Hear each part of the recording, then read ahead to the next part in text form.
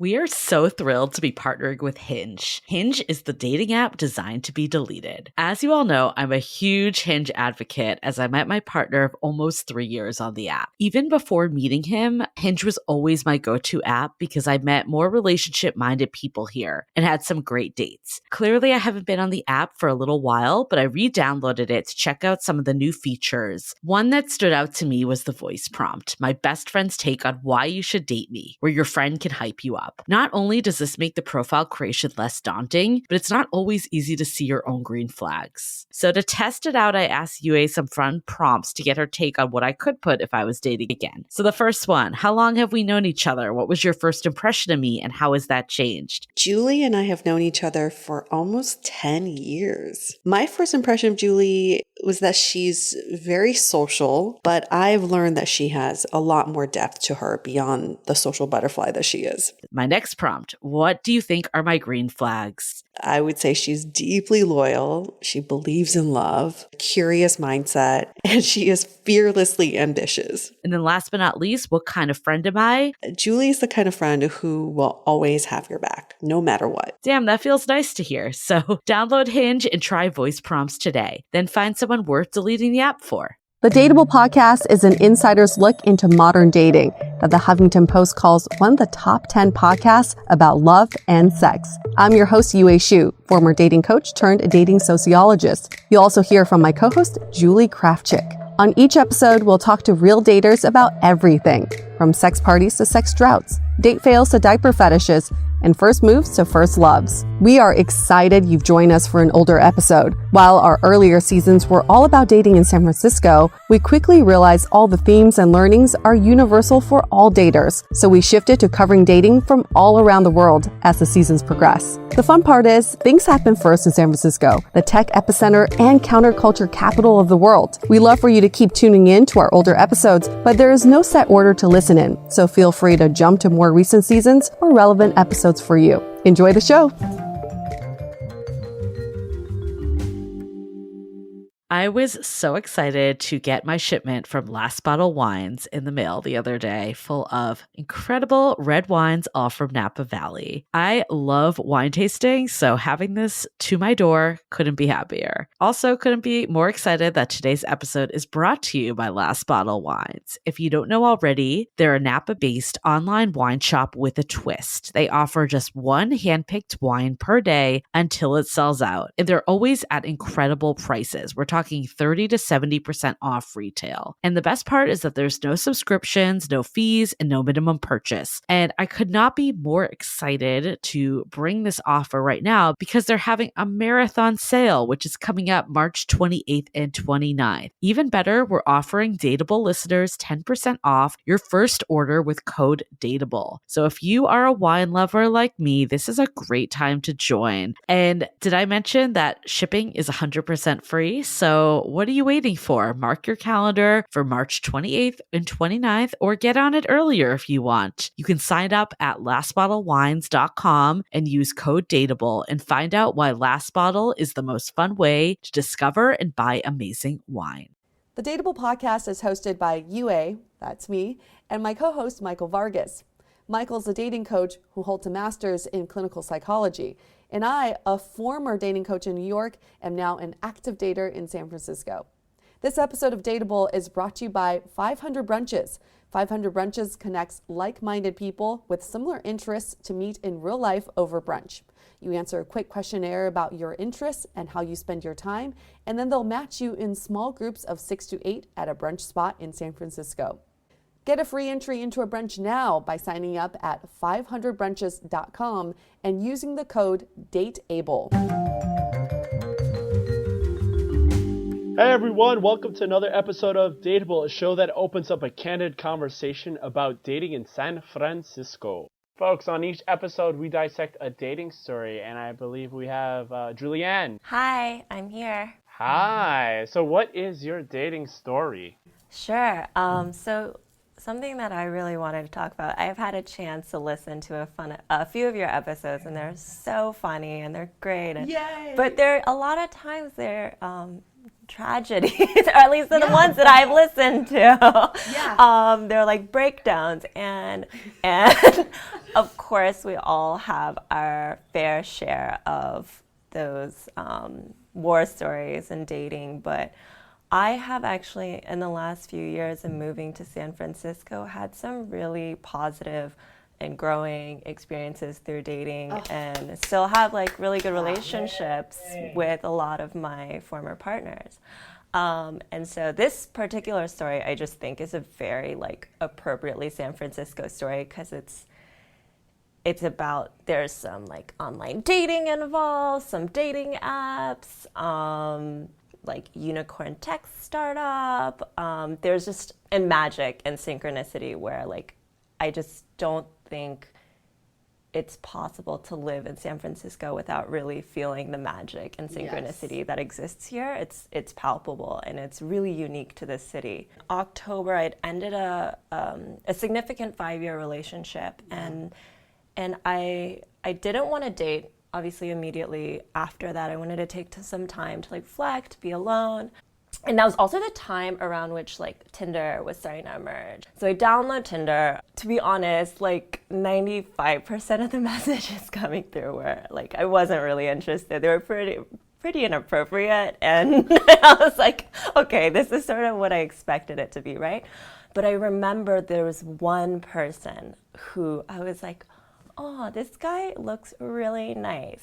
His first picture, he was like on a camel. He was like, So guys, if you need to look nice, you better be on a camel. I have a camel photo. and so he stood out. Again, I'm not really in the mental space to be dating at this point. You know, it's only a few months after my relationship. So after 24 hours, I literally deleted the app. So fast forward to June. I'm on Hinge, and I'm, like scrolling through, and then I come across this picture. I'm like, wait a minute, this guy looks super familiar. And I'm like racking my brain. I'm like, how do I know this guy? How do I know this guy? And I'm like, oh my gosh, this is the guy that I matched with back in January. It was a very distinct picture because his face, he just has such a sweet face. It was a camel. Let's be honest here. And by face, I mean the camel's face. This is where it gets interesting. So we're messaging, and then he goes, we just start talking in like typical questions of like, what do you like to do? And then on Hinge, it says where you work, right? And so he works, I won't say the name, but he worked for like one of the, at that time, like the top like unicorns tech startup company. And I was like, oh my God, I had actually interviewed there, but I got rejected, so I didn't say that. But I was like, oh, you work for such and such company? He goes, yeah. And I was, a few seconds later, he goes, wait a minute. I remember you. I interviewed you. What? So this guy, his name is Brian. He's still one of my best friends, and I got his. He's told me that I could. He goes, oh my God, I totally interviewed you, and in this moment, suddenly it's like flashbacks, right? Like I'm like, oh my gosh, it's all clicking. Yes, this guy interviewed me. He looks really different in pictures from real life, and he goes, wow, I remember you because I had just been promoted to manager, and you were the first person that I ever interviewed. And I remember being so nervous because I thought you were really cute. If only you had just communicated with him on Tinder when you did, you probably would have gotten the job. I'm just saying, I should have thought about that. I should have thought that. And so we're like, oh my gosh, this is crazy, right? And then all of a sudden, somehow, again, this is a memory that completely had slipped my mind until this exact moment. I remembered a few weeks after my interview, I was walking down Market Street near Market and 2nd. And I'm walking down, and I see this man who's about a half a block away from me, and he's walking towards me. He's very tall, very good looking, and we just locked eyes. We were about half a block away from each other. And in that moment, I didn't make this connection, but he's half a block away. We lock eyes, and literally until we cross paths, we're just eyes locked, like smiling. Oh, at I each love it other. when that happens. And in that moment that I was messaging with him on Hinge, I was like, I know this is super crazy, but I'm pretty sure that a few weeks after my interview, I crossed paths with you on Market Street. And he goes, yeah, I totally remember Oh my God. that. It's got goosebumps. And we were like, okay, this is... Let's just have sex now. But you know what? I mean, what are we waiting for? You know the job. By the way. But you know what's the really crazy thing? Like in that moment, actually, like I hadn't remembered. I just remember, like when I crossed paths with him, I didn't make the connection. It was only when I was on... We were messaging that somehow it clicked in my mind that this was the same person. So anyway, this is just getting completely outrageous. We're like, whoa, what is all of this synchronicity that's happening, right? So we're like, okay, we obviously have to exchange numbers. So we exchange numbers and we immediately start, off the app texting. And at the same time we ask, so where do you live? And he tells me where he lives. Oh my God, he's your roommate. What are the chances? Guy living right in my apartment with me. All this time. He just looks totally different in his pajamas. It's weird. Yeah. So he tells me where he lives, and he literally lives 5 blocks away from me. That's convenient. Which this is a small city, but that's still pretty crazy. That's right? close. Wait, did you ask him what are you wearing, and you guys were wearing the same dress? The same onesie, yes. Yes, we of course ended up meeting, and it ended up being the most life-changing relationship of my life. Wow. To this day, both Brian and I will say, he's one of my soulmates. I'm one of his soulmates, and that will never change. What was so life-changing about this relationship? Oh my gosh. It's really everything. I believe in magic because of our relationship. And I think that first part of even how we kept crossing paths is indicative of the magic that was present throughout the course of our relationship. I'm actually a firm believer that everything does happen for a reason. I agree with Every you. relationship is very intentional, and even the ones that are tragic and heartbreaking, you're meant to learn a really significant lesson, maybe about how when someone treats you poorly or they don't show up for you, well, how are you showing up for yourself? Who are you being such that you created space for that relationship, right? We are treated generally in the same way that we treat ourselves. And so it was the first time where it became so clear to me that relationships are our biggest teachers. Our partners are our biggest teachers, and they are our mirrors who show us how we're showing up in this life. Yep. And it couldn't have been more clear with Brian, where we're actually super, super similar in many ways. And so I was really shown how I had some codependent tendencies in relationships. I had some ways in which I would look for love in my partner instead of creating it within myself. The way in which we grew together is, I think, the way some couples grow in 20, 30 years. We used to talk about that. It was, even our close friends will say, you guys were meant to be together in this lifetime. And I'm not attached to the idea of forever anymore. I'm not attached to the idea of being with someone forever, that's what I need, or that signifies success in a relationship, because I would do that relationship with Brian 1,000,000 times over. And I would also end it, right? In the way that we did, and I'm also incredibly happy that we're not together right now. Learning how to actually end that relationship was one of the most difficult and rewarding experiences of my life, because we loved each other very much, and we also understood that we had an unhealthy codependent relationship where we weren't standing in our own power to create love for ourselves. And to be totally honest, I think that's what the vast majority of people do, which is why relationships fail, because we look to our partner to satisfy us in a way that's really unreasonable, and the expectation and the pressure we put on partners is it's not healthy, right? And so how long did this relationship last? a year. A year. Have you heard of life partners versus soulmates? Yeah. So the article about like that distinction, like the choice. Like soulmates come to your life to teach you something, where a life partner is basically someone you could build a life with. And with soulmates, what they often say is like, if you actually are fortunate enough to learn the lesson, that's actually when it's appropriate to end the relationship. And it's often the ones where there is that turmoil, ongoing, like repeated pattern of like pain or difficulty. It's like you haven't gotten the lesson yet. And that's why it keeps prolonging in that way. And I feel like we both had the courage to say, yeah, this is a pattern, and it's not just ours. We see it in maybe our parents, or our, like, other people in our families or our communities, and like we need to end this cycle. What you're able to do was really take from this person this amazing experience and see, okay, this person provided me with something that was so necessary for my life so that I can have a more fuller life, a richer life. And that's what it is. And that's okay that that's what it is. And sometimes I like what you said, how we're trying to expect more and expect it to be different. But sometimes a relationship is just what that relationship is. And then that's it. And that's okay. And that's perfect for what it is that we both need in our lives.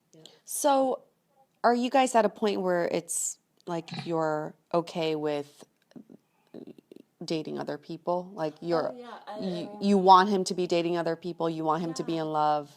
Absolutely. Oh my gosh. I'm so happy for him to experience love. Like, I love him in that way. And he's very happy for me in the relationship that I'm in. And he even joked, he's like my partner right now is really, really amazing and super lovely. And he almost feels like the fact that I'm in a happy, loving relationship is a sign that we did something right. Do you know what I mean? It's like it like helped you get to that level. Yeah, totally. And because we feel so connected, like we're still soulmates, like he's still one of my soulmates. But I also believe that we have lots of soulmates. It's like, do you have friends where you're like, you are my soulmate? Yeah, I recently had someone come into my life right before I left San Francisco, and she just lit up my world. And I felt like she was someone who is a soulmate, and it helped me learn so much about my life. It helped me see things, and she saw so many things, and the connection was just so beautiful. And that's what it was. And we know that for the rest of our lives, we'll still have this wonderful connection. And whenever we do get to see each other, it would still be wonderful. Yeah, and something that I've noticed with my friends and even Brian, who's like, one of my soulmates, is like, we actually tend to grow in similar patterns. And so it's like we get excited when we see the other person grow, because I'm like, oh, I wonder if that's going to kind of like happen in my life too, because we'll see these parallels of our growth. Yep. And so like he's almost like, I love that you're in like a really happy, loving relationship, because it's almost, he's like, I can almost feel the energy from that. We just thought the world of each other. Do you know what I mean? Like, we both pedestaled each other. Like, I was like, you are the most amazing person I've ever met. And he was like, you are the most amazing person. And I think it was the first time where we were like, whoa, this partner really sees me as this incredible being. And yet I still don't necessarily see myself in that way. What is that? And both of us had that experience. And so it was an opportunity. Did you go through the exact same thing? Totally. Like, I could just interchange my yours. Maybe we're soulmates. Dude, I believe that we live such a collective experience, and that like parallel experiences are not unusual. I literally feel like everything you've said, I feel completely 100%. Yeah. I feel like with enough wine, anybody can be my soulmate. It's true. But I do want to bring up I'm jotting down all these themes that I'm hearing from this, or learnings. And one of them is this idea of possession. I don't know why this word keeps coming up, is that I feel like a lot of times when we enter into relationships, we see our partner as our possession. And sometimes we want to be possessed. You belong to me and I belong to you. And then actually I think that's the worst way to look at a relationship, because the way you described it, you're like, I'm in this great partnership. Not so much that this is a relationship, it's a partnership. Meaning we don't belong to each other, but we're meant to be in this partnership together to better each other? Well, I think for me, like when I realized that I was truly in love with my ex, who also didn't work out for similar life reasons than you brought up, I think the first time I realized it is when I stopped thinking about what is this person doing for me, but more just I want the world for this person. And the second theme I'm thinking of is this idea of breakups that aren't negative. Because when we think of breakups, oh, you have to give me a really good reason for a breakup. You know, he cheats or he doesn't treat me right or we're fighting all the time. But sometimes a breakup is setting someone free when your time has passed. Totally. At the end of it, it was like, it was like, thank you. You know, both of us had this deep sense of gratitude and like, you left me better than you found me. Break up with gratitude. If you choose to take that approach with anything, so often we take rejection as like a personal attack on like our self-worth or like our value or who we are. No, it's like something that's not aligned with you is like moving out of your life and creating spaciousness for what is aligned with your highest good, right? And how mature. How many people think in that way? He's an alien. He's an alien. So that's a key learning here. Is date an alien. Yep. Okay. Is there an app for that? Yeah. And then my third learning, I mean, I had like 10 learnings, but my third takeaway is when you're meant to meet, you'll meet. So I hate this idea of people being like, I have to be on every app because I have to cover all my bases. Yep. I really feel like when you're meant to meet someone, open your eyes, because they could be standing in front of you at Market and Second. And not only that, we met at the time that we were meant to meet. Yep. We would not have been, we wouldn't have been compatible like in January, in March when he interviewed me. Like those were not the times for us to get together. So we didn't. To me, magic is so real. That's one of my mottos. Magic is so real if you just open your eyes and there's so much available to you, especially love. Like everyone is so worthy of love. Everyone is so worthy of like really fulfilling, beautiful relationships. That's why I don't believe in hard set rules about dating. I don't believe in hard set rules about anything because I think that stems from a need to control. And when you try to control situations, you're actually really limiting yourself because usually it's the most beautiful things, most unexpected things that bring you the most joy or bring you the most, beauty or love in your life. And be open to the universe. Listen to the universe and be open to what it has to offer you. And I'd also say that like if there's anyone who is listening to this or, and they're like, oh gosh, like I'm not doing that. I'm doing it all wrong. Like I'm doing all the things that they're saying I shouldn't do. There's also no shoulds, and wherever you are, like I know I sound a little bit like a self-help book right now, but like exactly where you are is exactly where you're meant to be. Like, do not shame yourself for where you are. Like, have compassion and understand that, like, life is really beautiful. It honestly is, and you will end up exactly where you're meant to be. And wherever you are now, even if it's difficult, oftentimes, like, in those moments, it's the most important to just surrender to that experience and say, like, what is the lesson here? I always have the biggest learnings when I'm in my biggest breakdowns. And there's usually something really beautiful that I break through right after that. Be gentle with yourself. Be gentle. You have the most amazing hair. Can I just gently touch it? I'm touching Julieann's hair right now. Like Julieann and Julie are soulmates. Maybe you guys are. That's why we have the same name. Michael, you and I are kicked out. You and I are SOL. Takeaway that I met another soulmate tonight. We are not in the soulmate club anymore. No, Michael, you and I are soulmates. Yes, and you have very beautiful hair too, and I would be petting it right now if I could. Michael, do you have any takeaways before we move on to question of the day? Sometimes we need to just see relationships. We experience them for a particular reason, and that's it, and that's okay. Like if it doesn't turn into anything more, that's fine. And I think it's important to look at what is it that we learn, even if it's so amazing and wonderful and spectacular, but it doesn't turn out to be, a marriage or anything like that. That's okay. It was there for a reason. And what did you learn? Who did you become? What did you experience in your life? And I think sometimes that is basically the setup so that we can have a more fulfilling life. I don't know about you guys, but I'm like now motivated to call the last person I had a connection with and remove all barriers and be like, let's just be soulmates. You just want This- You maybe- want so bad. That's a great app, Miss Soulmates. Or pity soulmates. Let's move on to question of the day because I think we can talk about this forever. And thank you so much for sharing that beautiful story. I mean, such a San Francisco story, but beautiful as well. So I've been saving this question of the day for the most appropriate story. And this is super appropriate. Comes from Cheryl. She says, I was in the process of interviewing for a company that I really want to work for.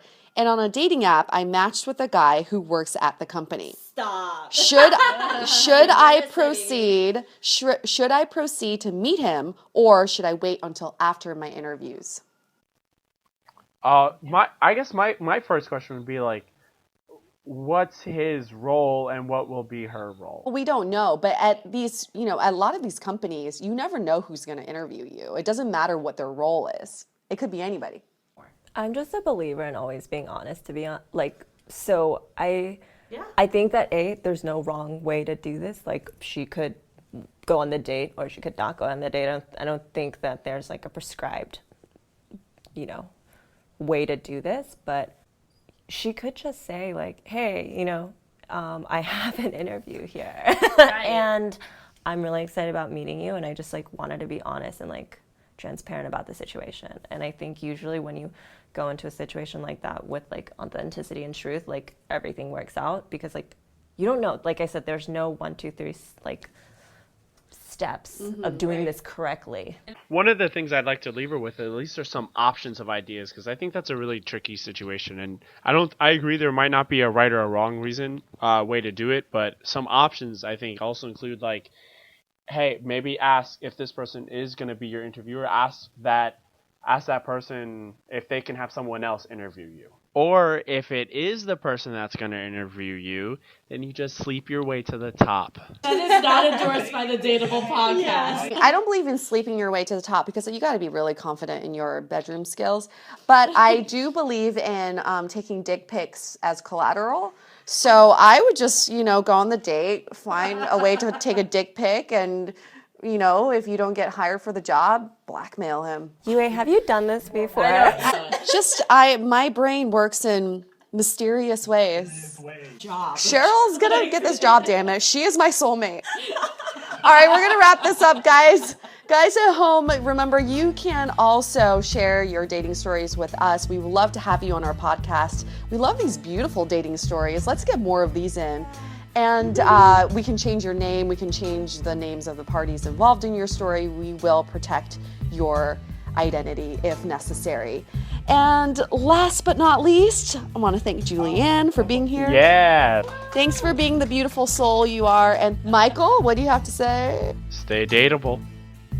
The most efficient way to meet new people is a combination of online and offline. 500 Brunches has your offline covered. Connect over brunch with new friends. Come alone or bring a buddy. There is always a table full of friendly faces, mimosas, and eggs Benedict. Sign up at 500brunches.com and use the code DATEABLE for a free entry. To connect with us, visit dateablepodcast.com. You can also find us on Facebook, Twitter, and Instagram, all under Dateable Podcast.